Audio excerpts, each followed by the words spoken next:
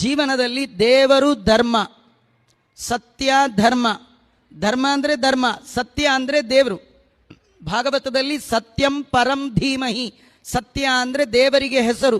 ಸತ್ ಚಿತ್ ಆನಂದ ಇದೇ ಯಾರ್ದು ದೇಹವೋ ಅವನಿಗೆ ಸತ್ಯ ಅಂತ ಕರೀತಾರೆ.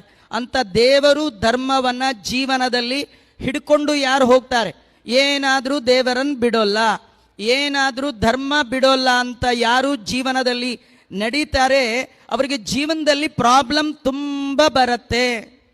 ಪ್ರಾಬ್ಲಮ್ ಬಂದೇ ಬರುತ್ತಂತೆ.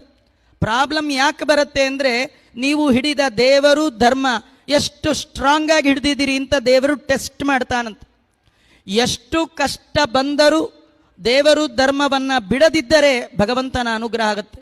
ಮಂತ್ರಾಲಯ ಪ್ರಭುಗಳು ರಾಘವೇಂದ್ರ ಸ್ವಾಮಿಗಳು ಅವರ ಜೀವನದಲ್ಲಿ ಎಷ್ಟು ಕಷ್ಟ ಬಂತು, ಎಷ್ಟು ಕಷ್ಟ ಬಂದರೂ ಅವರು ಬಿಡದೆ ಎರಡನ್ನ ಹಿಡಿದರು.